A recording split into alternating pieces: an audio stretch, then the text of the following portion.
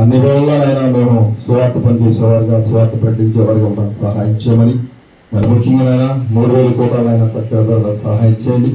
మరి రాత్రి పూటనైనా మీరు ఏర్పాటు చేశారు ప్రభావ, మరి చల్లగా ఉండడానికి వాతావరణం కూడా అనుకూలంగా ఉండడానికి సహాయం చేయమని, మాకు ఎన్ని పనులు ఉన్నా కూడా అయినా మన 100 కూడా మేమందరం కూడా సిద్ధపడి దేవుని యొక్క పనిలో మేమందరం కూడా శ్రద్ధ కలిగి ఇది మా దేవుని పని కాబట్టి ప్రతి దానికి నేను లెక్క చెప్పవలసిన వారు ఉన్నాను కాబట్టి నాయన ఆ రోజు 3 రోజులు కూడా మేము సిద్ధపడి ఎన్ని పనులున్నా కూడా నేను పక్కన పెట్టి త్వరగా రావడానికి సహాయం చేయమని, మరి ముఖ్యంగా అయినా మాకు కావాల్సినటువంటి ఆత్మాహారం అయినా త్వరగా దయచేయమని, అయినా మీ వాక్యం ద్వారా మేము సరిచేసుకునే వాక్యాన్ని మాకు దయచేయమని, ఆత్మీయంగా మేము బలపడే వాక్యాన్ని మాకు దయచేయమని, మరి ముఖ్యంగా అయినా ఇంకా మీరు రావాల్సిన బిడ్డలు అన్నాగా వారందరూ కూడా త్వరగా రావడానికి సహాయం చేయమని, మీ అందరూ కూడా సమయాన్ని పాటించే బిడ్డలుగా ఉండడానికి సహాయం చేయమని, అన్ని విషయాలు మీరే మాకు తెలియడమని యేసుక్రీస్తు నామములో మనల్ని కూడా అడిగిపోతున్నాం మా పర్వతానికి. మీ అందరికి వందనాలండి. దేవుని స్తోత్రాలు. ప్రార్థనలు నడిపించిన సోదరులకు కూడా వందనాలండి. మీ అందరికి వందనాలండి. పురుషులు కుర్చీలు ఖాళీగా ఉన్నాయి చాలా మంది.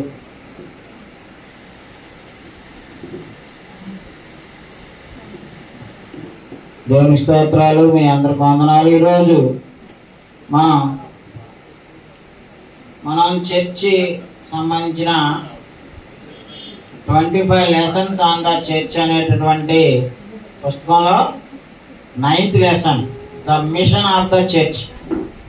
ఈ బుక్ మనకి జోన్ గ్యారీ విలియమ్స్ గారు రాశారు. దాన్ని నేను తెలుగులో ట్రాన్స్లేషన్ చేశాను.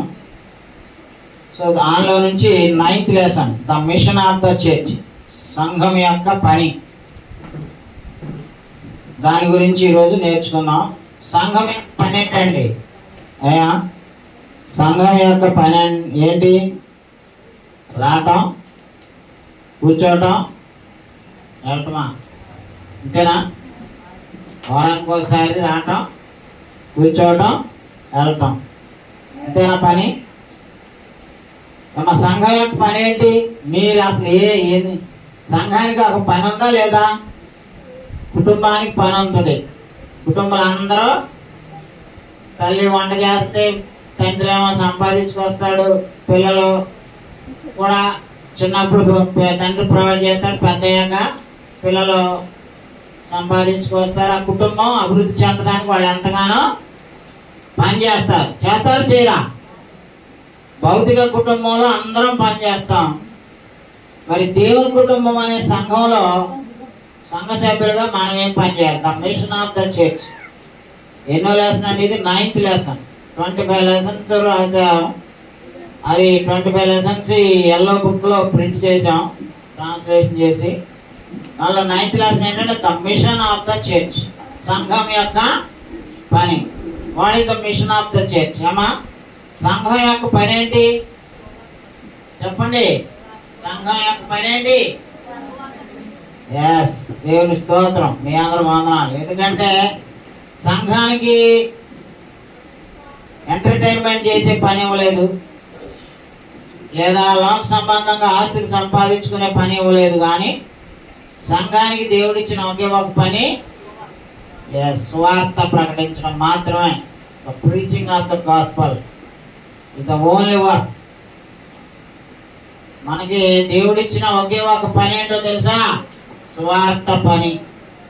పేతురు గారు ఈ ప్రసంగానికి తగ్గ ఒక మంచి పాట దేవుడు నిన్ను ప్రేరేపించి పాడించాడు. అయ్యా వందనాలయ్యా ఈ పాట సెలెక్ట్ చేసినది. ఎందుకంటే వాళ్ళ పాఠం దాని మీదే. సంఘం యొక్క పని ఏంటండి? సువార్త పని చేయటం. సో ప్రకటింతులని సువార్తను సకల జనులకు సహనముతో,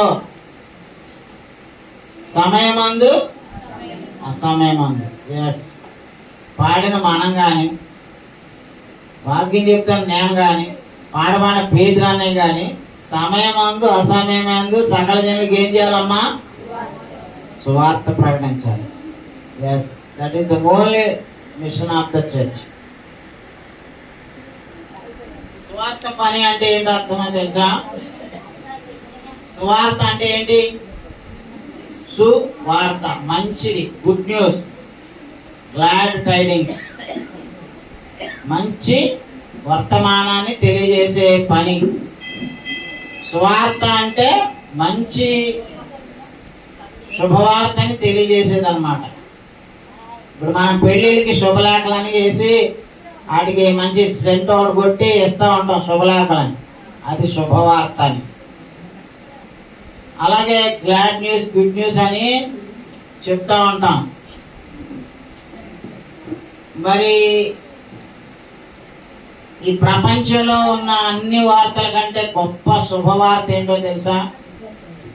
క్రీస్తు మరణం, సమాధి, పునరుద్ధానం. క్రీస్తు మరణాన్ని జయించి తిరిగి లేచాడు అనేటువంటి వర్తమానాన్ని మించిన శుభవార్త ఎక్కడా కూడా లేదు. సో ప్రపంచంలోకెల్లా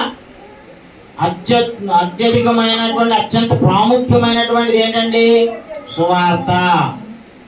ఎందుకంటే సువార్త ద్వారా దేవుడు మనుషులు రక్షించాలనుకుంటున్నాడు. అయ్యా రామపత్రిక 1:16 ఏమన్నాడంటే, సువార్తను గూర్చి నేను సిగ్గుపడువాడని కాను, ఏలైనగా నమ్ము ప్రతివానికి, మొదట యూదునికి గ్రీసు దేశస్తునికి కూడా రక్షణ కలుగు చేయటకు అది దేవుని శక్తి. సో సువార్తలో ఏముంది? రక్షణ కలుగు చేసే శక్తి ఉంది. దేవుని శక్తి ఎక్కడుంది? బొమ్మల్లో లేదు. నిన్న మేము మాషార్ పార్క్ లో వాకింగ్ చేస్తుంటే ఒక ఇద్దరు యాప్ శీఘ్రంగా మామిడాకులు కోసుకెళ్తానికి వచ్చాడు. ఒకడు చిన్నోడు పెద్దవాడిని అడుగుతున్నాడు, కొద్దిగా 40 ఏళ్ళలో 15 ఏళ్ళు 20 ఏళ్ళు. ఏంటి మామయ్య అంటే, అరే యాప్ చీకులతో పచ్చడి చేసుకొని తింటే మన పాపాలు పుణ్యాలు అన్ని పోతాయి అన్నాడు. ఆడికి ఏం చెప్పాలో కూడా తెలియట. పాపం పుణ్యం 2 పోతాడ. మేమంతరం తెగ నవ్వుకున్నాం. అంటే జ్ఞానం ఎక్కడుందా? యాప్ చీకులు పచ్చడి తింటే పాపం పోద్దంట. అంటే మోకాళ్ళ కింద ఉంది జ్ఞానం. పాపం పోయే శక్తి దేనిలో ఉంది? క్రీస్తు ప్రభువారి యొక్క సువార్తలో ఉందండి. రక్షణ కలిగేసే శక్తి ఎవరికి ఉందమ్మా? అందరం సంవత్సరం పొడుగుతా పచ్చడి చేసుకొని తిన్నా, ఏది చేదు పచ్చడి తిన్నా, ఏ పచ్చడి తిన్నా మన దరిద్రం బాగు. మనం కష్టపడి పని చేసుకుంటేనే తప్ప. అయ్యా రోజంతా కష్టపడితేనే కదా ఒక 500 ఇవ్వడానికి ఇచ్చేది. కూలికి వెళ్ళాడు అనుకో, గజ్జా కాలు మీద కాలు వేసుకొని కూర్చుంటానంటే డబ్బులు ఇస్తారా యజమాని? ఇవ్వడం. సో కష్టపడి పని చేసుకుంటే మనం దీవించబడతాం. అయితే పాపాలు క్షమించబడాలి, రక్షణ పొందాలి, నిత్య జీవం చేరాలంటే అది ఎట్లా సాధ్యమో? క్రీస్తు ద్వారా, సువార్త ద్వారా సాధ్యం. కనుక నమ్ము ప్రతివానికి రక్షణ కలుగు చేసే శక్తి దేనికి ఉంది? సువార్తకు ఉంది. సో అంత గొప్ప సువార్తను ప్రకటించడం మన భాగ్యం అండి. అందుకే మానవులు రక్షణ లేదండి. మానవులకి ఎందుకో తెలుసా? మానవులందరూ కూడా ఏమై ఉన్నారు? రోమపత్రిక 3:10 చూడండి. ఇందును గూర్చి వ్రాయబడినదేమనగా నీతిమంతుడు లేడు, ఒక్కడునూ లేడు, గ్రహించేవాడు ఎవడునూ లేడు, దేవుని వెతకువాడు ఎవడునూ లేడు. అమ్మా ఏం చెప్తుంది వాక్యం? నీతిమంతుడు లేడు, ఒక్కడునూ లేడు, గ్రహించేవాడు ఎవడునూ లేడు, దేవుని వెతకువాడు ఎవడునూ లేడు. అందరూ త్రోవ తప్పి ఏకముగా పనికి మాలిన వారైరి, మేలు చేయవాడు లేడు, ఒక్కడైనను లేడు. చూసారమ్మా 23వ వచనం కూడా చదవండి. అక్కడే ఏ భేదమునో లేదు, అందరూ పాపము చేసి దేవుడు అనుగ్రహించు మహిమను పొందలేకపోతున్నారు. అది ఏ భేదమో లేదండి. అందరూ పాపులే. అన్ని మతాలలో పాపులు ఉన్నారు, అన్ని వర్గాలలో పాపులు ఉన్నారు, అన్ని కులాలలో పాపులు ఉన్నారు, చదువుకున్న వాళ్ళలో ఉన్నారు, చదువులేని వాళ్ళలో ఉన్నారు, వ్యభిచారులు, దొంగలు, మోసగాళ్ళు, హత్యలు చేసేవాళ్ళు అన్నిట్లో ఉంటారండి. తాగుబోతులు, దుర్భాషలాడేవాళ్ళు, దూషించేవాళ్ళు, ప్రేమ లేకుండా ద్వేషించేవాళ్ళు, ఇన్ ఎవ్రీథింగ్. అక్కడ దాకెందుకు? అన్నే తమ్ముడి మీద ద్వేషంతో చంపలేదా? ఏమా కన్న కయ్యను ఎవరు కొడుకు? ఆదాం కొడుకే. హేబేలు ఎవరు కొడుకు? ఆదాం కొడుకు. ఇద్దరు ఒకడికే పుట్టారు, కానీ ఒకడేమో దుర్మార్గుడు అయ్యాడు, ఒకడేమో మంచివాడు. సో ఎవ్వడో కూడా నీతిమంతుడు లేడు. అందరూ పాపం చేసి దేవుడు అనుగ్రహించి మహిమను పొందలేకపోతున్నాం. సో అందరూ కూడా ఎక్కడున్నారంట? గలతీ 3:22 చూడండి. గలతీ పత్రిక 3:22. ఎందుకంటే లోకం మొత్తం పాపంలో ఉంది. సైతానుడు ఆ పాపాన్ని ఆధారం చేసుకొని మనుషుల్ని వెళ్తున్నాడు. మనుషులు ఆ పాపానికి దాసులవడం వల్ల దేవుడు వాళ్ళని విడిపించి స్వతంత్రులు చేయాలి, వాళ్ళని ఫ్రీ చేయాలి, వాళ్ళకి లిబర్టీని ఇవ్వాలని యేసు ప్రభు వారు వచ్చారనమాట. దాసి వలన ఒకడును 3:22 తీలేదా? అది యేసు క్రీస్తునందలి విశ్వాస మూలముగా కలిగిన వాగ్దానము విశ్వసించు వారికి అనుగ్రహింపబడినట్లు లేఖనము అందరినీ పాపములో బంధించెను. అదండి, చూసారా ఏమా? లేఖనం ద్వారా పాపమును పాపం మనల్ని ఏం చేస్తుందంటే అందరినీ బంధించేసింది. సో పాప బంధకాల్లో ఉన్న మనల్ని విడిపించడానికి యేసుక్రీస్తు లోకానికి వచ్చారండి. మీలో ఎవరికైనా ఈ పుస్తకాలు ఎవరాయి దగ్గర ఉంటే ఇళ్ళ కాడ పెట్టకుండా తీసుకొచ్చుకోండి. అలాగే ఇంకోటి చెప్తున్నా, మీ దగ్గర ఎవరైనా ఇళ్ళ కాడ ఊరికినే ఉంచిన పుస్తకాలు ఏమైనా ఉంటే తీసుకొచ్చి ఉండండి. రేపు మీటింగ్లో కొత్త వాళ్ళకి ఇద్దాం. ఎందుకంటే అయిపోయినాయి, ప్రింట్ చేసినవన్నీ అయిపోయినాయి. కాబట్టి ఇళ్ళ దగ్గర ఉచితంగా పెట్టద్దు. ఎక్స్ట్రా కాపీలు ఉంటే మీరు చదవము అనుకున్న వాళ్ళు, చదివేసిన వాళ్ళు కూడా వృధాగా ఉంచకుండా తెచ్చి నాకు ఇవ్వండి. చాలా మంది అడుగుతున్నారు, బయట వాళ్ళకి ఇద్దాం. కాబట్టి మనము అందరం కూడా ఎక్కడున్నాం? దేని కింద బంధింపబడ్డాం? పాపం కింద బంధింపబడ్డాం. సో పాపం కింద బంధింపబడి పాపంలోనే ఉండి చచ్చిపోతే ఏంటండి పరిష్కారం? నరకం, అగ్నిగుండం పాలవుతాం. అందుకని యేసు ప్రభువారు సువార్త ద్వారా మానవుని రక్షించే ఏర్పాటు చేశారండి. ఎఫెసీ 2:12 చూడండి, దాని పక్కనే ఉంటది. కాలమందు ఇశ్రాయేలుతో సహపౌరులు కాక పరదేశులను వాగ్దాన నిబంధనలు లేని పరజనులను నిరీక్షణ లేని వారును లోకమందు దేవుడు లేని వారినై ఉండి క్రీస్తుకు దూరస్తులైంటారని మీరు జ్ఞాపకం చేసుకోండి. అది ఎప్పుడైతే యేసుక్రీస్తులో లేమో, బాప్తిస్మం పొందలేదో, రక్షణ పొందలేదో, మనం అందరం ఎక్కడున్నామమ్మా? క్రీస్తుకి దూరస్తులుగా ఉన్నాం, పరదేశులుగా ఉన్నాం, వాగ్దాన నిబంధనలు లేని పరజనులుగా ఉన్నాం. లోకమందు దేవుడు లేని వారిని అండి, అంటే దేవుళ్ళు దేవతలు లోకం నిండా ఉన్నాయి. కానీ నిజమైన దేవుడు లేని వారుగా ఉన్నాం క్రీస్తులో లేనప్పుడు. క్రీస్తుని తెలుసుకున్నాక నిజమైన దేవుడిని తెలుసుకున్న వాళ్ళం.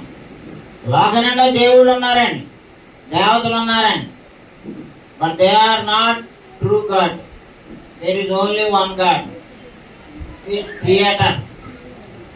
ఆయన ఆత్మస్వరూపి అయిన దేవుడు సర్వాన్ని సృష్టించాడు. మానవులు పాపులు కాబట్టి వాళ్ళని రక్షించడానికి ఏం చేయాలో అది దేవుడు ఏర్పాటు చేశారని. తర్వాత రక్షించే శక్తి ఎవరికి ఉందండి? పాపాలు తీసివేసే శక్తి, పాపాలను క్షమించే శక్తి దేవుడిలో ఉంది. ఆ శక్తి సువార్తలో ఉంది. ఆల్రెడీ మనం బ్రహ్మపత్ర 1:16 చదివాం. తర్వాత 1 కొరింథీ 15:1 చూడండి. సువార్త అంటే ఏంటో ఇక్కడ తెలియజేస్తుంది లేఖనం. సువార్త అంటే ఏది పడితే అది కాదండి. సువార్త అంటే నవ్వించడం, కవ్వించడం, జిమ్మిక్కులు చేయటం, ఏ పిచ్చి మంత్రాలు చదవటం కాదండి. సువార్త అంటే ఆత్మలు రక్షించే శక్తి, క్రీస్తు యొక్క మరణ సమాధి పునరుత్థానాలని. అది చెప్తున్నాడు, చదవండి. మరియు సహోదరులారా, నేను మీకు ప్రకటించిన సువార్తను మీకు తెలియపరుచున్నాను. మీరు దానిని అంగీకరించితిరి, దాని అందే నిలిచి ఉన్నారు. మీ విశ్వాసం వ్యర్థమైతేనే గాని నేను ఏ ఉపదేశ రూపముగా సువార్త మీకు ప్రకటించుతున్నో ఆ ఉపదేశమును మీరు గట్టిగా పట్టుకుని ఎడల ఆ సువార్త వలనే మీరు రక్షణ పొందువారు. అదే సువార్తను మీకు తెలియజేస్తున్నాను. ఆ సువార్తను మీరు అంగీకరించారు, ఆ సువార్తలో మీరు నిలిచి ఉన్నారు, ఆ సువార్త విశ్వాసంలో మీరు ఉన్నారు. కాబట్టి ఆ సువార్త వలన మీరు రక్షణ పొందారంటున్నాడు. ఆ సువార్త ఏంటో 3-4 వచనాల్లో ఎక్స్ప్లెయిన్ చేస్తున్నాడు. చూడండి. నిజమైన ఉపదేశంలో మొదట మీకు అప్పగించితిని, ఆ, అదేమనగా ఆ, లేఖనముల ప్రకారము క్రీస్తు మన పాపముల నిమిత్తం మృతి పొందెను, ఆ, సమాధి చేయబడెను, ఆ. లేఖనముల ప్రకారం 3వ దినమున లేపబడెను. అదండి సువార్త అంటే. According to the scriptures Christ died and buried and rose on third day. అది 3వ దినాన ఆయన ఏమయ్యారండి? లేపబడ్డారు. లేఖనముల ప్రకారంగా చనిపోయారు.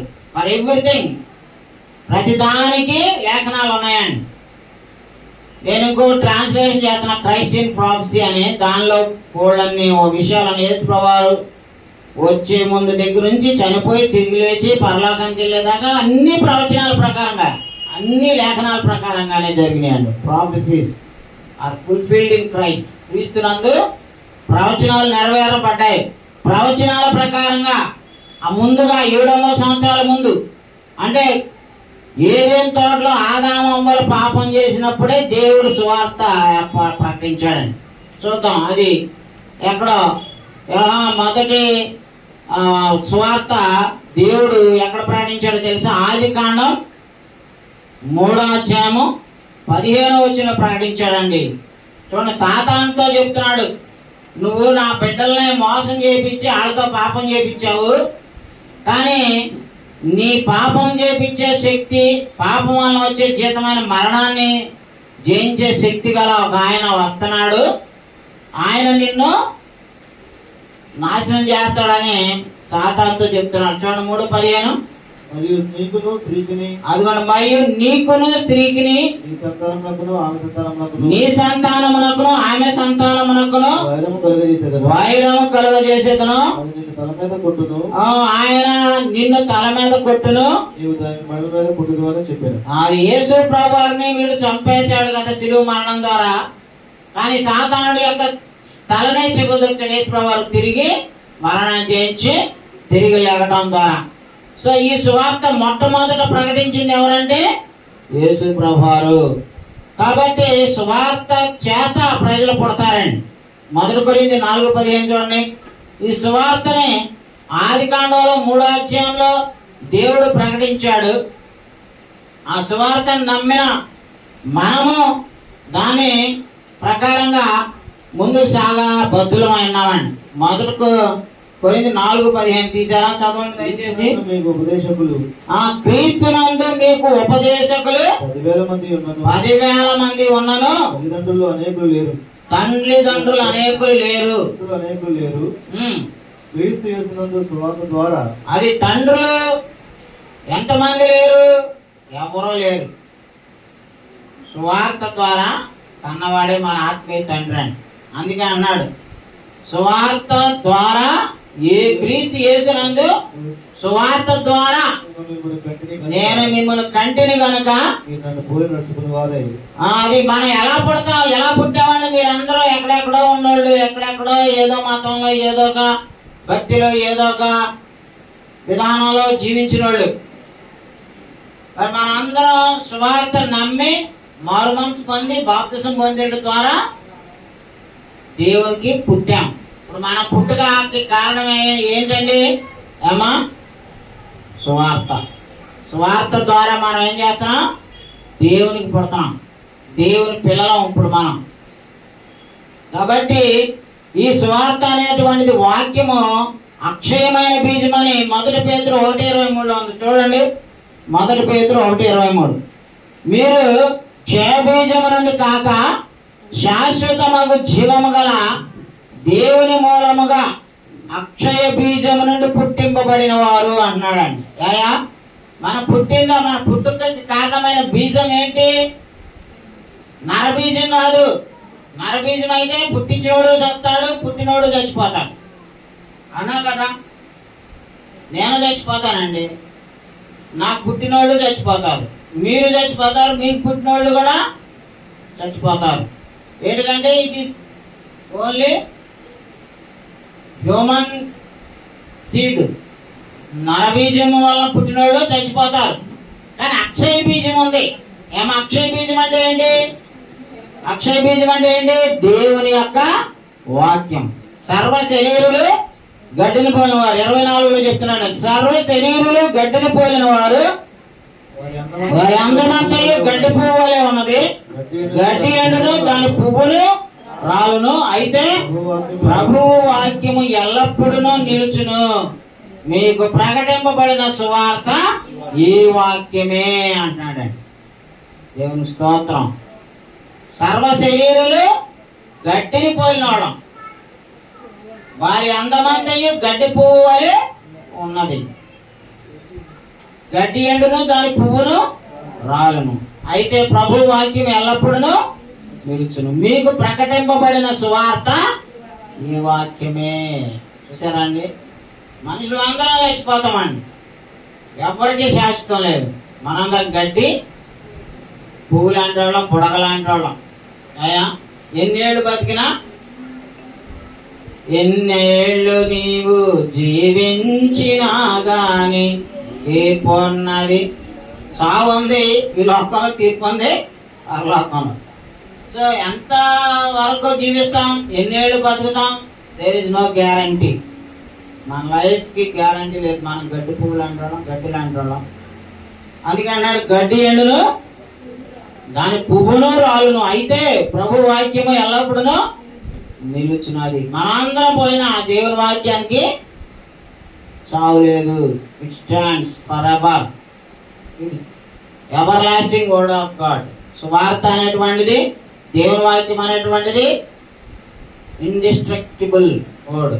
దేవుని వాక్యము ఎటువంటి నాశనము లేనటువంటిదని. కాబట్టి దేవుని వాక్యము బీజం, అక్షయ బీజంతో పుట్టినవాళ్ళం మనం, శరీర బీజం కాదని. తర్వాత మనుషులు సువార్త చేత పిలువబడుతున్నారండి. 4వ పాయింట్లో చూడండి, కాల్డ్ బై గాస్పల్.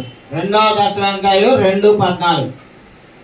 దేవుడు ఎవరికి కళల్లో కనపడ్డావు, ఎవరికి ఎంటర్టైన్మెంట్ ద్వారా మరి రకరకాలైన మీటింగ్లు పెడుతున్నారు కదా, వాళ్ళు సువార్త చెప్పరండి, వాళ్ళు డబ్బా కొట్టుకుంటారు. పేతురు చెప్పినట్టు చెప్తున్నారా సువార్త? పేతురు ఏడైనా డబ్బాలు కొట్టుకున్నాడా? పెంతుకొచ్చి పండున్నాడు ఎంటర్టైన్మెంట్ చేసి లక్షల మందిని తీసుకొస్తే లక్షలు పొందారా? పేతురు పావు గంట ప్రసంగం వినండి, అది క్రీస్తు మరణ సమాధి పునరుద్ధానాల గురించి ప్రకటించిన సువార్త. ఆ సువార్త విన్నోళ్ళు మారు మనసు పొందారు, కానీ ఎంటర్టైన్మెంట్ కోసం, మ్యూజిక్ల కోసం వెళ్ళినోళ్ళు రక్షణ పొందుతారు అనుకున్నారా? వాళ్ళు రక్షణ పొందరు. అక్కడ ఇంకా విచ్చలవిడతానం జరుగుద్ది, కానీ ఒక్క పాపికి కూడా మారు మనసు వచ్చే అవకాశం ఉండదండి. మారు మనసు ఎప్పుడు వచ్చింది? పేతురు ప్రకటించిన సువార్త ప్రకటించితే వచ్చింది. పేతురులాగా, పేతురు వాక్యం చెప్తే ఏం జరిగిందండి? ఆ రోజు pierced in the hearts, హృదయాల్లో పొడవబడ్డారంటండి. సువార్త ద్వారా పొడిచాడు. ఇది ఏంటి? This is the sword of spirit. ఇది ఆత్మ ఖడ్గం, దేవుని వాక్యం. మనల్ని పొడిచేస్తే హృదయాంతరంగాల్లో నరాలు, కీలలు, మూలుగును హృదయాంతరాల్లో దూసుకుపోద్దండి వాక్యం. ఈ వాక్యంకి అంత శక్తి ఉంది. కాబట్టి ఆ స్వార్థ ద్వారా మనల్ని పిలుస్తున్నాడు. తీసారా? 2వ దశలోనికాయలు 2:14. మా ద్వారా ప్రతి స్థలమందును క్రీస్తును గూర్చిన జ్ఞానం యొక్క సువాసనను కనపరచుచు. అయ్యా 2వ దశలోనికాయలు కొరింది అన్నానా? అది కాదు. 2వ దశలోనికాయలు 2:14. మీరు ఇలాగున రక్షింపబడి మన ప్రభు అయిన యేసు క్రీస్తు యొక్క మహిమను పొందవలని ఆయన మా సువార్త వలన మిమ్మును పిలిచిన. yes, we are called out by gospel. సువార్త ద్వారా పిలుస్తున్నాడండి. మనం పెళ్లిళ్ళకి రమ్మని పిలుస్తూ ఉంటాం, ఇన్వైట్ చేస్తూ ఉంటాం. పాపుల్ని రక్షణ పొందడానికి పిలిచే పిలిపేంటి ఏమా? సువార్త.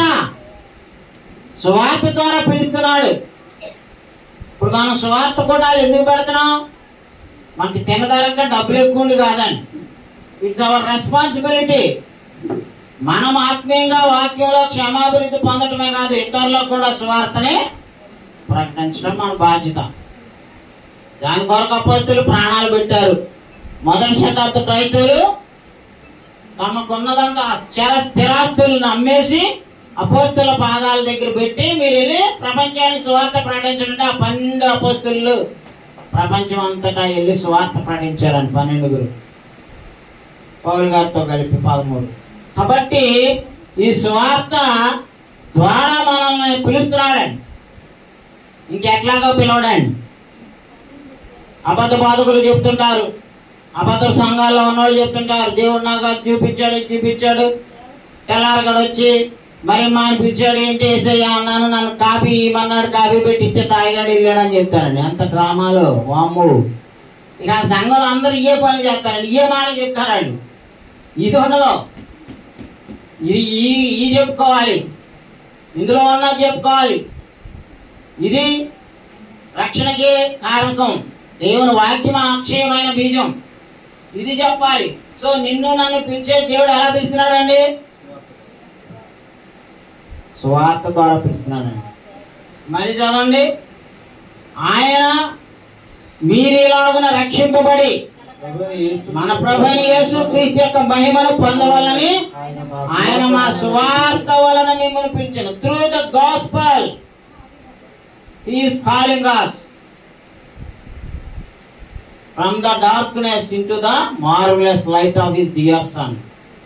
ఆయన మనల్ని అంధకార సంబంధమైన అధికారంలో నుండి విడుదల చేసి తాను ప్రేమించిన తన కుమారుని యొక్క రాజ్య నివాసులుగా చీకటిలో నుండి ఆశ్చర్యకరమైన తన వెలుగులోనికి మిమ్మల్ని పిలిచిన వారి గుణాత్యములను ప్రాచుర్యం చేయ నిమిత్తము మనల్ని పిలిచాడండి.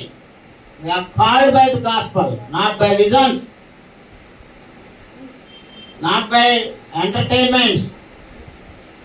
వాళ్ళ డినామినేషన్స్ వాళ్ళు మోసం చేస్తున్నారండి, వాళ్ళు సువార్త చెప్పరు, వాళ్ళు రక్షణ పొందరు, రక్షణ పొందే వాళ్ళనే రక్షణ పొందించి పరలోకానికి తీసుకెళ్ళలేరు. ఎందుకంటే వాళ్ళు సువార్త ప్రకటించడం రాక, దేవుడు నాకు కనపడ్డాడు, దేవుడు నాకు అది చూపించాడు, దేవుడు నాకు ఇది చూపించాడు, అక్కడికి వెళ్ళమన్నాడు, ఇక్కడికి వెళ్ళమన్నాడు. ఎంత మోసపోతుందో తెలుసండి మత ప్రపంచం. తర్వాత సువార్త ద్వారానే మనుషులు రక్షణ పొందుతారండి, సువార్త లేకపోతే మనుషులకు రక్షణ లేదు. 1 పేతురు 4:17 చూడండి. 1 పేతురు 4:17. తీర్పు దేవుని ఇంటి యొద్ద ఆరంభమగు కాలము వచ్చి ఉన్నది, అది మన యొద్దనే ఆరంభమైతే దేవుని సువార్తకు అవిధేయులైన వారి గతి ఏమగును? మరియు నీతిమంతుడే రక్షింపబడుట దుర్లభమైతే భక్తిహీనుడును పాపియు ఎక్కడ నిలుచును? ఏమా దీనికి సమాధానం చెప్పాలి మనం. సువార్త నమ్మి రక్షణ పొంది మరణం వరకు నమ్మకంగా లేకపోతే మధ్యలో మనం పొరపాటు చేస్తే మాకే రక్షణ లేదన్న మనమే నరకానికి వెళ్తామంట. మరి సువార్తకి అసలు రక్షణే పొందకుండా అవిధేయులైన వాళ్ళ గతి ఏంటి? ఆ గతి ఏమవుతుంది? అగ్నిగుండం. కాబట్టి సువార్త నమ్మి బాప్తిసం పొందటం మన యొక్క ప్రాథమిక బాధ్యత. అలా పొందటం కోసమే మనల్ని పిలుస్తున్నాడు సువార్తకి. ఆ తర్వాత 2 తిమోతి 1:9 చూడండి. అక్కడ ఏమన్నాడు తెలుసా? యేసుక్రీస్తు పునరుద్ధానం ద్వారా మనకి రక్షణ తీసుకొస్తున్నాడు. ఆ రక్షణ ఎలా తీసుకొస్తున్నాడు? సువార్త ద్వారా వస్తుందండి. చూడండి 2 తిమోతి 1:9-11.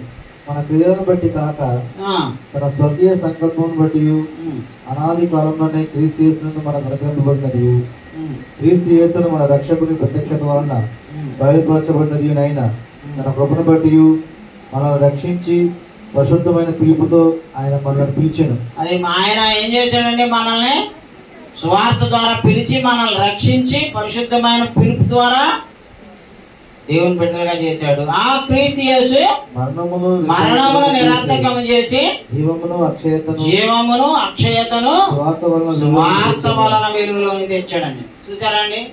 జీవాన్ని అక్షయతని సువార్త వలన వెలుగులోని తెస్తున్నాడండి. జీవము అక్షయత అంటే మరణం లేని స్థితి, నిత్యము దేవునితో ఉండే స్థితి. ఈ రెండు ఎలా వస్తాయండి? సువార్త నమ్మి మారు మనసు పొంది వాక్యానుసారంగా బాప్తిసం తీసుకొని వాక్యానుసారంగా ఆరాధించుకొని మరణం వరకు నమ్మకంగా జీవించినప్పుడు వస్తాయండి. అవి ఎట్టపడితే అట్ట వచ్చాయి. కాబట్టి ఇంకా 11 ఏమన్నాడు? ఆ సువార్త విషయంలో నేను ప్రకటించేవాడని గాను, అపోస్తలుడను గాను, బోధకుడను గాను నియమింపబడితేనే అన్నాడండి. ఆ సువార్త విషయంలో. ఆ సువార్త ఏం చేస్తుందండి? మరణాన్ని నిర్ధకం చేసి జీవాన్ని, అక్షయతని వెలుగులోని తీసుకొచ్చి మనకి చేస్తుంది. చెప్పండి, రక్షించే శక్తి దేనికి ఉంది? డబ్బులకు ఉందా? డబ్బులుంటే ఏవి పడితే అవి చేస్తూ ఉంటాం. 100 రూపాయలు మన చేతిలో ఉంటే దాన్ని దుర్వినియోగం చేసేవాళ్ళు ఉన్నారు, సద్వినియోగం చేసుకునే వాళ్ళు ఉన్నారు. కానీ దేవుని యొక్క స్వార్థ ఏం చేస్తుంది తెలుసా? నిన్ను నన్ను రక్షించు. కాబట్టి నా దగ్గర ఉన్నా లేకపోయినా, ఎవరిచ్చినా ఇగిపోయినా, నేను సువార్త మాత్రం ఆపనండి. సువార్త కూడాలి. ఇంతవాటికి అసలు మీరందరూ సప్పకున్నారు. అసలు ఎవరిస్తారు, ఎవరు అసలు అర్థమైందో లేదో కూడా తెలియట్లా. నేను వాట్సాప్లో పెడుతున్నా, పాంప్లెట్లు పెడుతున్నా, షెడ్యూల్ పెట్టా. అసలు మీకు దేవుని పని 3 రోజులు పెట్టాలి, వాళ్ళంత ఖర్చు అవుద్ది. మొన్న నీరుడు మీటింగులు 3 రోజులు పెడితే జయం గారు వాళ్ళ ఇంటికాడ 3 లక్షల రూపాయలు అయిందంట. మరి మీరు ఇంత మటుకు ఎవరు ఒక్కళ్ళని ఇచ్చారా? 2 పంపించారండి. ఒక ఆయన ఎల్ఐసి సోదరుడు మురళి గారు 10,000 పంపించాడు. ఇవాళ పొద్దున్నే ఆండ్రూ బాబు 5,000 పంపించాడండి. ఇక మీలో ఎవరికి అసలు దేవుని పనికి డబ్బులు అవసరం అయితే నేను ఏమైనా ఇద్దాము అని ఎవరికైనా ఉందా? అసలు మైండ్లోకి వెళ్ళిందా? నేను కొట్టుకోవడమేనా? ఈ చిన్న చేపలే ఎప్పుడు చూసినా వాళ్ళే ఇస్తారండి. ఒక ఆయన చెప్తున్నాడు, పోతున్నాడు ఓ బాధకుడు.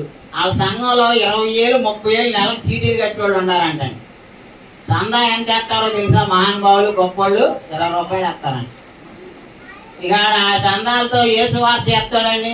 అంటే దేవుడు వాళ్ళు నిజంగా ప్రేమించాడేనా? వాళ్ళు 20 రూపాయలు చందా చేసాడు, వాళ్ళ రైతుడేనా? అంటే నువ్వు మారు మనసు పొందలేదు కాబట్టి చందా పెట్టి 20 రూపాయలు పడతాయి.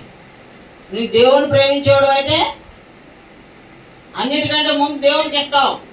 దేవుడి కంటే ఎక్కువేది కాదు. అపోస్తలులు ప్రాణాలే పెట్టారు. అపోస్తలులు చాలా స్థిరాస్తులు అమ్మేసి మరి ఇచ్చారండి. అననీయ సభ్యురాలు కూడా పాపం ఇద్దామని అనుకున్నారు.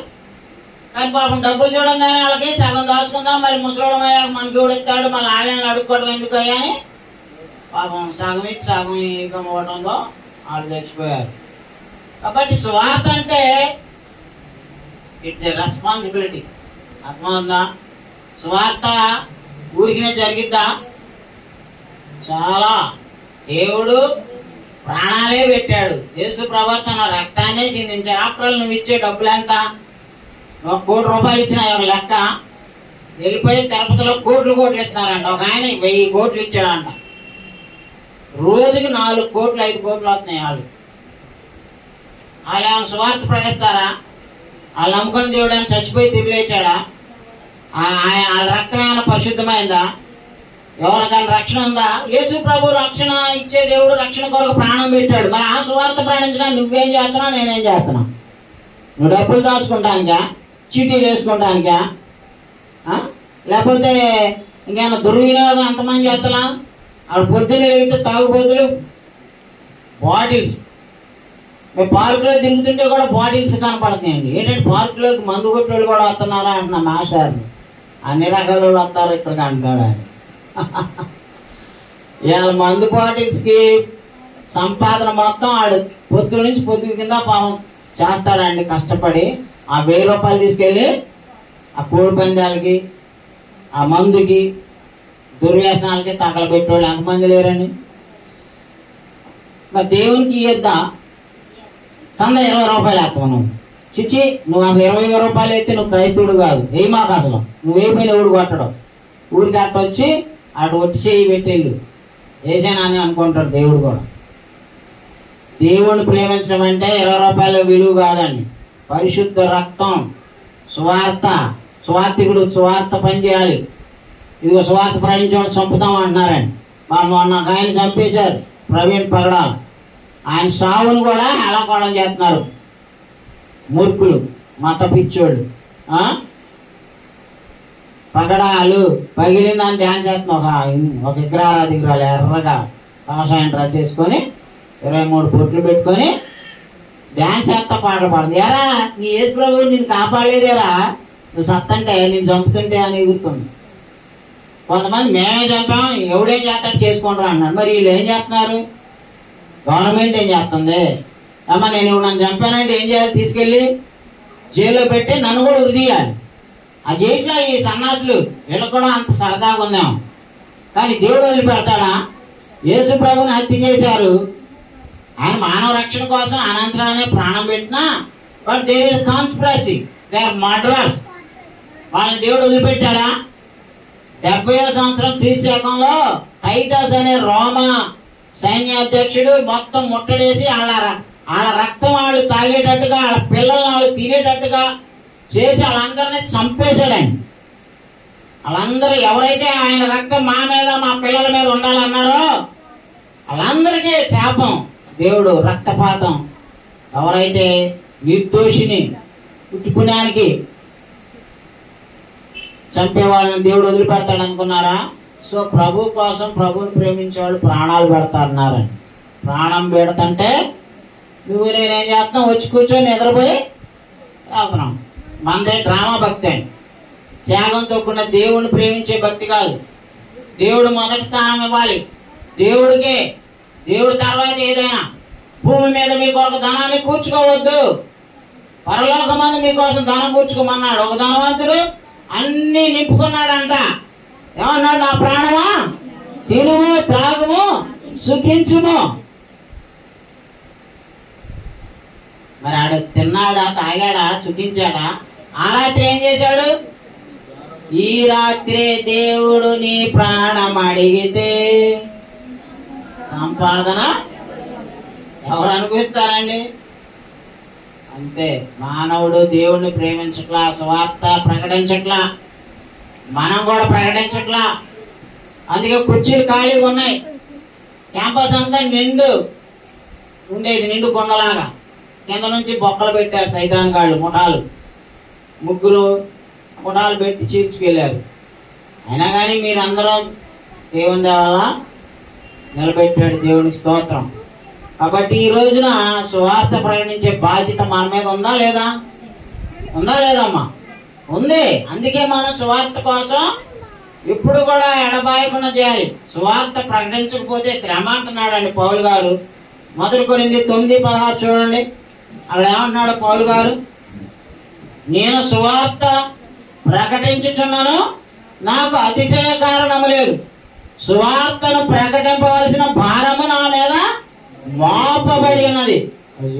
అయ్యో నేను సువార్తను ప్రకటింపకపోయిన ఎడలా నాకు శ్రమ అంటాడు. ఎస్, మనకు శ్రమలు వస్తాయి సువార్త ప్రకటించకపోతే. సువార్త ప్రకటించట్లా ఇవాళ ఎంటర్టైన్మెంట్ సొల్లు కబుర్లు చెప్తున్నారు. అందుకే శ్రమలు వస్తున్నాయి వాళ్ళ క్రైస్తవ్యం మీదకి. పనికి మాల వాళ్ళందరూ విర్రవీగుతున్నారండి. దేవుని బిడ్డలనే చంపుతామని, దేవుని బిడ్డలకి అది చేస్తాం ఇది చేస్తామని. ఒకడెవడు ఆంధ్ర దేశంలో చర్చిలు అనేవి లేకుండా చేస్తానన్నాడు ఒకడు. ఆర్ఎస్ఎస్ వాడు, విహెచ్పి వాడు. వాళ్ళకి ఏమవుతుందో? ఇవాళ భారతదేశానికి చదువు చెప్పింది క్రైస్తవులు. అనాథల్ని, విధవరాళ్ళని, పేదోళ్ళని ఆదుకున్నది ఎవరో?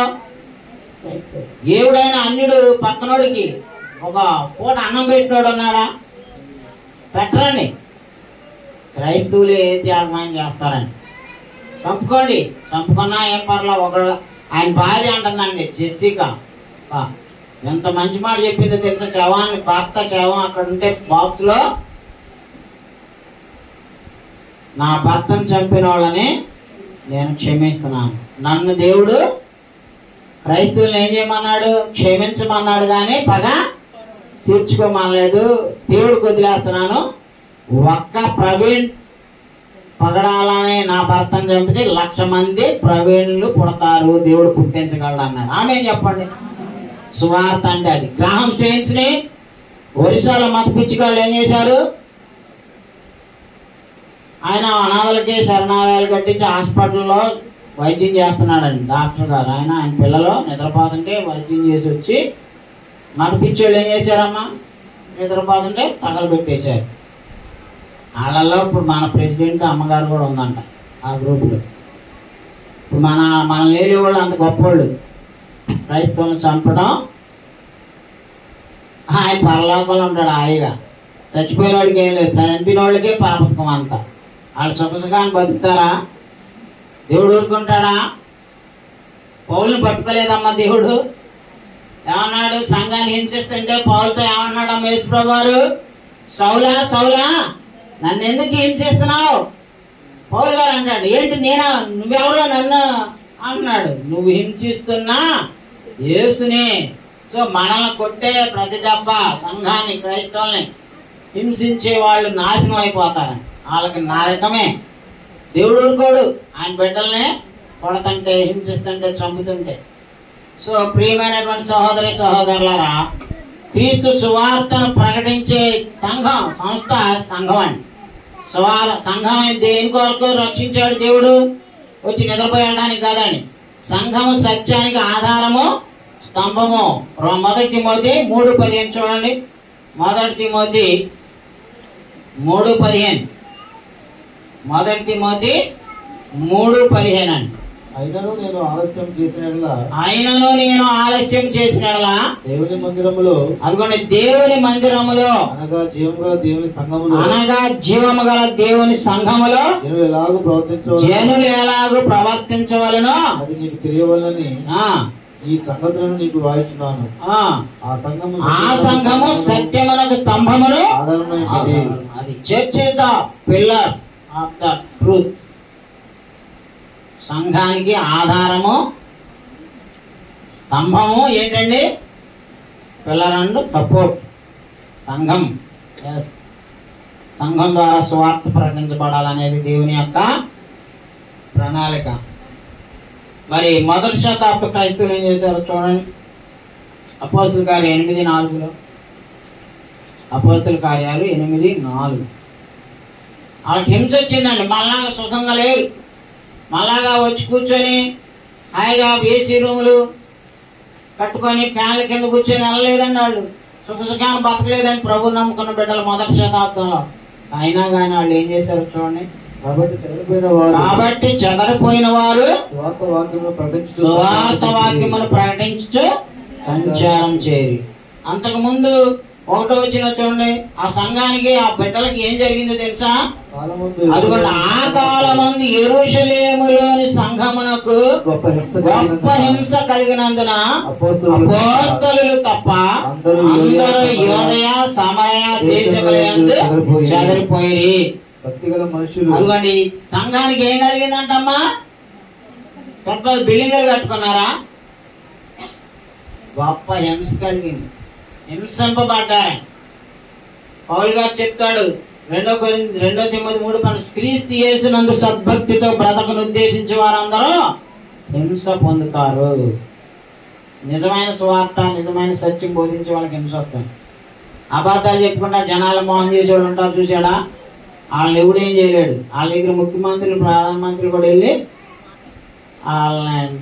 వాళ్ళ నాటకాల వాళ్ళు, వీళ్ళ నాటకాల వాళ్ళు. ఇప్పుడు సతీష్ కుమార్ పెద్ద వాళ్ళు ఉన్నారు కదా, వాళ్ళ దగ్గరికి కూడా వెళ్ళడం. ఎందుకంటే వాళ్ళ కోటీశ్వర్లు అయిపోయారు. ఎక్కడ నుంచి బలిసి కూర్చున్నారు. ఎవడైతే స్వార్థ ప్రకటించుదాం, సత్యాన్ని చెప్దాం, అందరికీ తేడతెల్లని చెప్దాం అనే ప్రవీణ్ లాంటి వాడు ఉంటావు చూడాడా, ఇలాంటి వాళ్ళనే చెప్తారని. సో క్రీస్తు యేసునందు సద్భక్తితో బ్రతకను ఉద్దేశించి వారందరూ హింస పొందుతారు. కాబట్టి సంఘం ద్వారా స్వార్థ ప్రకటించబడాలి. దేవుడు మనకి మార్చింగ్ ఆర్డర్స్ ఇచ్చాడండి. ఎక్కడ? మత్తయి సువార్త 28:18 చూడండి. యేసుప్రభువు చనిపోయి సమాధిలో నుండి మృత్యుంజయుడై తిరిగి లేచిన తర్వాత వచ్చి పరలోకానికి ఆరోహణం వెళ్ళబోయే ముందు last commission and great commission of Jesus Christ ఇక్కడ ఉంది చూడండి. ఏం చెప్తున్నాడు మనకి? ఆయన అయితే యేసు వారి యొద్దకు వచ్చి, అందరూ చూడండి, బైబిల్ ఉన్న వాళ్ళు అందరూ, అయితే యేసు వారి యొద్దకు వచ్చి పరలోకమందును పరలోకమందును భూలోకమందును నాకు సర్వాధికారము నాకు ఇయ్యబడి ఉన్నది. కాబట్టి మీరు వెళ్ళి సమస్త జనులను శిష్యులనుగా చేయడి. తండ్రి యొక్కయు కుమారుని యొక్కయు పరిశుద్ధాత్మ యొక్కయు నామములో వారికి బాప్తిస్మం ఇచ్చుచు నేను మీకు ఏ ఏ సంగతులను ఆజ్ఞాపించితినో వాటినన్నిటినీ గైకొనవలనని వారికి బోధించుడి. ఇదిగో నేను యుగ సమాప్తి వరకు సదాకాలము మీతో కూడా ఉన్నానని వారితో. అని ఏం చెప్తున్నాడని దేవుడు? మార్చింగ్ ఆర్డర్స్, కథన రంగపు ఆజ్ఞలు. ఇప్పుడు ఒక సోల్జర్ మీద ఉంటాడు కదా సైన్యాధ్యక్షుడు, కమాండర్ ఇన్ చీఫ్. ఆయన ఏం చెప్తాడు? సైన్యాన్ని వెళ్ళిపోండి, యుద్ధం చేయండి, విజయమా వీర మరణమా అని యుద్ధానికి తీసుకెళ్తాడు. చూడారా, మనల్ని కూడా క్రైస్తవులు కూడా అలాంటి మార్చింగ్ ఆర్డర్స్ ఇక్కడ ఇచ్చాడండి యేసు ప్రభువు. చనిపోయి తిరిగి లేచిన తర్వాత ఏమన్నాడమ్మా? మీరు సర్వలోకానికి వెళ్ళండి, సర్వ సృష్టికి సువార్తను ప్రకటించండి, తండ్రి యొక్క కుమారుని యొక్క పరిశుద్ధాత్మ యొక్క నామాలో వారికి బాప్తిసం ఇవ్వండి. మీరు వెళ్తుంటే మిమ్మల్ని ఊరికి వదిలేస్తానన్నాడా? ఇదిగో సదాకాలము నేను మీతో కూడా ఉన్నాను అని చెప్పాడు. నేను ఒట్టిగా వచ్చాను, నాతో కూడా ఎవరున్నారు ఏమా? 1994లో మా అమ్మాయిని మా ఆవిడ్ని ఒక రిక్షా మీద ఒక నులక మాంసాన్ని వేసుకొని వచ్చానండి. చిన్న లోన మా అత్తోళ్ళు ఎత్తే దాని మీద నేను, నా భార్య, నా కూతురు వచ్చాం. మా వెనకాల ఒక రిక్షా మీద, అవి కూడా మా అత్తగారు మా వాళ్ళు ఇచ్చినవి కదండి, మా పెద్దయ్య గారు ఇచ్చిన పాత మంచం, అది వేసుకొని వచ్చి ఒక తాటాకింట్లో అద్దెకున్నాం. మరి నేను ఆ 94 నుంచి ఈ రోజు వరకు నాకేం కావాలో ఎవరు ఇచ్చారు? Yes, God provides, God will provide and God provided. అందుకే దేవునికి స్తోత్రాలు చెప్తున్నా. దేవుడు నా జీవితాల్లో చేసిన ప్రతి మేలుకి నేను కృతజ్ఞతాస్తుతులు చెల్లిస్తున్నానండి. ఆయన నాతో ఉన్నాడు కాబట్టి మీకు పరిచర్య నేను చేయగలుగుతున్నాను. లేకపోతే ఎన్నో కష్టాలు, ఎన్నో సార్లు ఏడ్చుకున్నామండి. నా భార్య నేను చిన్నపిల్లలు పెట్టుకొని అజీజ్ ఖాన్ మేడలో ఉన్నప్పుడు అది కట్టలేక, పిల్లలకి ప్రొవైడ్ చేయలేక ఏడ్చుకున్న రోజులు కూడా ఉన్నాయి. సో ఆ సమయాల్లో కూడా దేవుడు నన్ను విడిచిపెట్టలేదు. దేవునికి స్తోత్రం. కాబట్టి నా ప్రియ సహోదరి సహోదరులారా, స్వార్థ అంటే ఊరికినే జరగదు. స్వార్థ కోసం మనం త్యాగాలు చేయాలి. దావీదుకి ఒక ఆయన గుడి కడతానంటే స్థలం ఊరికినే ఇస్తానన్నాడు అర్నోను అనే ఆయన.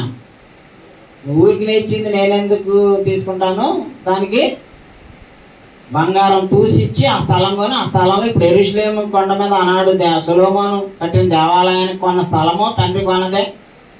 సొలొమోను తండ్రి ఇచ్చిన బంగారం, వెండి, మణుగులు ఇశ్రాయేల్ సమాజం అంతా ఇచ్చిన దాంతో ఒక బంగారం దేవాలయం కట్టాడండి. సో మనం దేవునికి వితౌట్ సాక్రిఫైసింగ్ దేవుని కార్యాలు జరగవండి. కాబట్టి నా ప్రియ సహోదరి సహోదరులారా, సంఘం ద్వారా దేవుని సువార్త ప్రకటించబడాలి, సంఘం ద్వారా దేవుని జ్ఞానం ప్రకటించబడాలి, సంఘం ద్వారా దేవుడు మహిమపరచబడతాడు. ఎఫెసీ 3:21 చూడండి. ఎఫెసీ 3:21.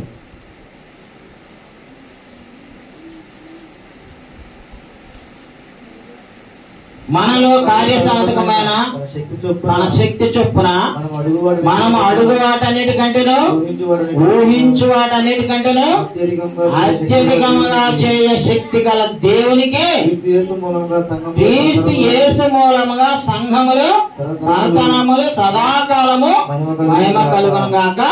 ఆమేన్. ఏమండి, దేవునికి మహిమ ఎక్కడ వస్తుంది? మత్స్యాగంలో రావు, మత సంస్థల్లో రావు, సోషల్ క్లబ్లో రావు.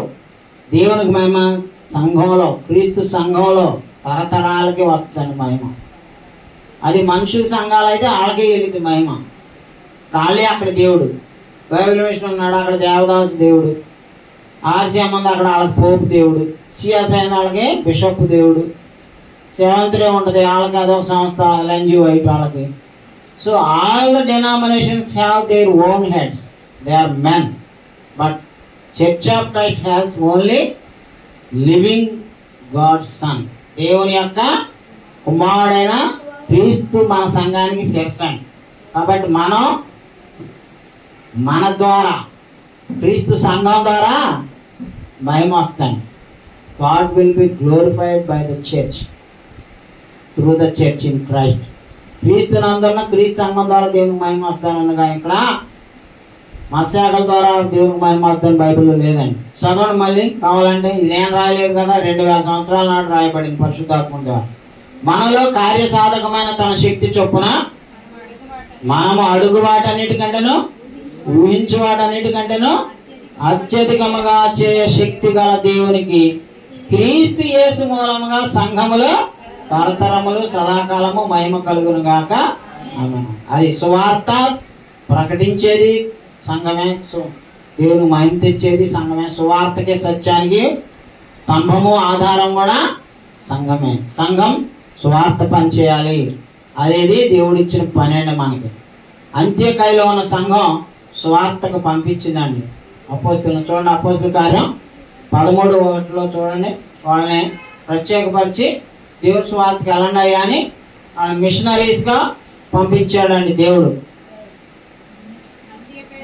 వారు ప్రభువును సేవించుతూ ఉపవాసం చేయుచుండగా పరిశుద్ధాత్మ నేను బర్నబాను సౌలును పిలిచిన పని కొరకు వారిని నాకు ప్రత్యేకపరచుడని వారితో చెప్పాను. అంతటా వారు ఉపవాసం ఉండి ప్రార్థన చేసి వారి మీద చేతులుంచి వారిని సంఘం పౌలు గారిని బర్నబాని వీళ్ళని సువార్త ప్రకటించడానికి పంపిమని బర్నబాని పౌలుని వాళ్ళు ఉపవాసం ఉండి ప్రార్థన చేసి చేతులుంచి బ్లెస్ చేసి పంపించారండి. డైరెక్ట్ ఇప్పుడు by the Holy Spirit. So వాళ్ళు ప్రపంచం అంతా సువార్త ప్రకటించారు. వచ్చాక మళ్ళీ రిపోర్ట్ చేస్తారండి సంఘానికి. 14:27 చూడండి అక్కడే. వారు వచ్చి సంఘమును సమకూర్చి దేవుడు తమకు తోడైండి చేసిన కార్యములన్నీ అన్యజనులు విశ్వసించుటకు ఆయన ద్వారం తెరచిన సంగతి వివరించిరి. చూసారమ్మా, వాళ్ళు వెళ్ళి సువార్త ప్రకటించి వచ్చి ఏం చేస్తున్నారు? మళ్ళీ సంఘాన్ని సమకూర్చారండి. ఏ సంఘం అయితే వాళ్ళకి డబ్బులు ఇచ్చి వాళ్ళకి సపోర్ట్ చేసి వాళ్ళకి అన్ని చూసి పంపించిందో, పౌలు గారు ఏమి సంపాదించుకోలేదండి. ఆయన చర్మం చొక్కా కానీ పెన్నులు కాగితాలు కానీ ఎవరు పంపించారు? ఫిలిప్పీ సంఘం పంపించింది. తెలుసా? సంఘం ద్వారా జరగాలి. సంఘం చేస్తేనే సువార్థికులు నిలబడగలుగుతారు, సువార్థికులు సువార్త ప్రకటిస్తారండి. అపోస్తులు ఎవరో కూడా వాళ్ళ దగ్గర ఏమి లేదండి. వాళ్ళు ఉన్నవాళ్ళు కూడా కాదు, చేపలు పట్టేవాళ్ళు. వాళ్ళ దగ్గర ఏముంటాయి? సంఘం ద్వారా సంఘం వాళ్ళని పంపించింది. మాసిదోనియా సంఘాలు కూడా సువార్త పంపించింది. తెస్సలోనికలో సంఘం, ఫిలిప్పీలో ఉన్న సంఘం. ఈ రిఫరెన్స్లను చదవడానికి టైం లేదు, చదువుకోండి. అక్కడ మాసిదోనియాలో సంఘాలు కూడా సువార్త పనికి పౌలు గారికి సహాయం చేశాయి. ఫిలిప్పీ సంఘం కూడా సువార్త ప్రకటించడానికి సహాయం చేసింది. కాబట్టి సర్వలోకానికి సువార్త వెళ్ళడానికి అపోస్తుల్ని మరి సువార్త ప్రకటించమని సంఘాలు వాళ్ళని సహాయాలు ఇచ్చి పంపించారు. అపోస్తులం ఫిలిప్పీ పత్రిక 4:15 నుండి చదివి నేను ముగిస్తాను. ఫిలిప్పీలారా, సువార్తను నేను బోధింపనారంభించి మాసిదోనియాల నుండి వచ్చినప్పుడు ఇచ్చు విషయంలోను పుచ్చుకొని విషయంలోను మీరు తప్ప మరి ఏ సంఘపు వారును నాతో పాలువారు కాలేదని మీకే తెలియను. ఎలాగనగా తెస్సలోనికలో కూడా మీరు మాటి మాటికి నా అవసరం తీర్చుటకు సహాయం చేసిరి. నేను ఈవిని అపేక్షించి ఇలా చెప్పటలేదు కానీ మీ లెక్కకు విస్తార ఫలము రావాలని అపేక్షించి చెప్పుచున్నాను. నాకు సమస్తమును సమృద్ధిగా కలిగి ఉన్నది. మీరు పంపిన వస్తువులు ఎపాఫ్రోదీతు వలన పూడ్చుకొని ఏమీ తక్కువ లేక ఉన్నాను. అవి మనోహరమైన సువాసనయు దేవునికి ప్రీతికరమును ఇష్టమునైన యాగమునై ఉన్నవి. కాగా దేవుడు తన ఐశ్వర్యము చొప్పున క్రీస్తు యేసునందు మహిమలో మీ ప్రతి అవసరమును తీర్చును. మన తండ్రి అయిన దేవునికి యుగయుగములకు మహిమ కలుగును గాక. ఆమేన్. కాబట్టమ్మా పౌలు గారికి సువార్త ప్రకటించడానికి ఎప్పుడు పడితే అప్పుడు సహాయం చేశారు. కంటిన్యూస్గా సపోర్ట్ చేసిన సంఘం ఫిలిప్పీ సంఘం అండి, కొరింథీ సంఘం, అక్కయ సంఘాలు, వాళ్ళందరూ ఉన్నోళ్ళు ఏం కాదండి, మీకంటే నిష్ఠ దరిద్రం. మొన్న ఇక్కడ మాంగారు మోషే గారి జ్ఞాపకార్థం రోజు నా పక్కన కూర్చున్నాడు ఒక ఆయన, రాంబాబు అని, వీళ్ళు చుట్టమే. ఆయన చెప్తున్నాడు వాళ్ళు 400 మంది అంటే సంఘం, 50 లక్షలతో బిల్డింగ్ కడుతున్నారంట అక్కడ పల్లెటూళ్ళు. ఏమీ లేదు, చదువు లేదు, మాటలు కూడా దంచుతున్నాడు. ఆయన అన్నాడు, మా అయ్యా చర్చ్ బిల్డింగ్ ఏమైనా కట్టారా, స్లాబ్ వేసారా అంటాను. ఎక్కడయ్యా మేము కట్టలేకపోతున్నాము, మా వాళ్ళందరూ పేదోళ్ళు అని నేను అన్నా. అదేంటి అయ్యా మీ సంఘంలో పేదోళ్ళు ఏంటంటే అందరూ బాగా ఉన్నోళ్ళే, మీరు వచ్చినప్పుడు వాళ్ళు పేదోళ్ళు కానీ ఇప్పుడు బాగా ఆశీర్వదింపడ్డారు మీ పరిచయం వల్ల, వాళ్ళందరూ బాగా ఎంతో ఒకప్పుడు ఏమి లేని వాళ్ళు కానీ ఇప్పుడు దేవుడు వాళ్ళని ఎంతో ఆశీర్వదించాడు, కట్టుకోండి అంటాడు. నాకు సిగ్గేసింది. మీరందరూ దీవించబడ్డారంట. ఏమో మిమ్మల్ని దేవుడు దీవించాడని మీరు అనుకోవట్లేదంట, బయట వాళ్ళకి బాగా కనపడుతుంది. మేము వచ్చినప్పుడు గుడిసెల్లో మందులు ఉండే గుడిసెలు లాంటి వాళ్ళు ఇళ్లలో ఉన్నవాళ్ళు ఇప్పుడు పెద్ద పెద్ద డాబాలు, ఏసీలు, పెద్ద పెద్ద సోఫాలు, ప్రతి ఇంట్లో కలర్ టీవీ ఉందండి. కలర్ టీవీ లేని వాళ్ళు ఉన్నారా? నేను ఒక సోదరి దగ్గరికి వెళ్ళాము, ఆమె కూడా కలర్ టీవీ పెట్టుకొని సీరియల్ చూస్తుంది, ఆమె కూడా రమ్మని ఆహ్వానించాం. ఇవాళ అన్నీ ఉన్నాయి కదా, దేవుడు పని మనం చేయాలి. ఈ రేకుల షెడ్ని తీసేసి చర్చి బిల్డింగ్ చేయాలని ప్రార్థన చేయండి. ఒక ఆమె నాతో చెప్పింది, అయ్యా నేను ఈ రేకుల షెడ్కి మీరు స్లాబ్ వేసేటప్పుడు సహాయం చేద్దామని ₹1,00,000 చీటీ వేసిందంట. నెల 2,000 కడుతుందంట. అది లాస్ట్ దాకా ఉంటుందంట. అది పాడాక ₹1,00,000 గుడికి ఇస్తానంట. ఒక పని చేయాలంటే ఒక ఏర్పాటు, ప్రిపరేషన్ ఉండాలండి. ఆమెకున్న తెలివి నాకు కూడా లేదండి. ఒక 10 లక్షలు పోగు చేసి దేవుడికి ఇద్దామని నేను అనుకోవట్లే. దేవుడు ఇస్తాడులే అనుకుని నేను నిద్రపోను అమ్మా. దేవుడు మనల్ని ప్రేరేపించి చేస్తాడండి. ఆపత్తుల్ని స్వార్థ ప్రపంచింది ఎవరో, అదే డబ్బులు వెళ్ళారా, స్థిరాస్తులు అమ్మేసి దేవునికి ఇచ్చారు. ఇశ్రాయేలు దేవాలయం కట్టినప్పుడు కూడా దావీదు తనతో పాటు ఇశ్రాయేలు సమాజం గుడి కట్టడానికి బంగారం, వెండి ఏం కావాలంటే అవన్నీ వాళ్ళు వద్దురా బాబు ఇంకా మిగిలిపోయింది ఇంక చాలు అన్నదాకా ఇచ్చారండి వాళ్ళు. మోషే కూడా ప్రత్యక్ష గుడారం తయారు చేయడానికి ఇశ్రాయేలుని అడిగితే వాళ్ళందరూ ఐగుప్తు నుంచి వస్తా తెచ్చుకున్న బంగారం కొమ్మలు అవన్నీ ఇచ్చేశారు. సో ఆ విధంగా దేవుడి పని జరిగింది. సో సువార్త ప్రకటిద్దామా, వచ్చి నిద్రపోయి వెళ్దామా? ఇప్పుడు పాడిన పాట, ప్రకటింతును నీ సువార్తను సకల జనులకు సహనముతో, సత్యవాక్యము ధ్యానింతును సమయమందు అసమయమునందు, సమయమందు. అది స్వార్థ ప్రకటిద్దాం, స్వార్థ కూటాలకి అటెండ్ అవుదాం, స్వార్థ పనికి మనం చేయగలిగినంత చేత ఇతరులకు కూడా ప్రకటించండి. వచ్చే బుధవారం, గురువారం, శుక్రవారం ఇక్కడే దేవుని కార్యాలయంలో అందరూ పాల్గొనండి. థ్యాంక్ యూ, వందనాలు, గాడ్ బ్లెస్ యూ.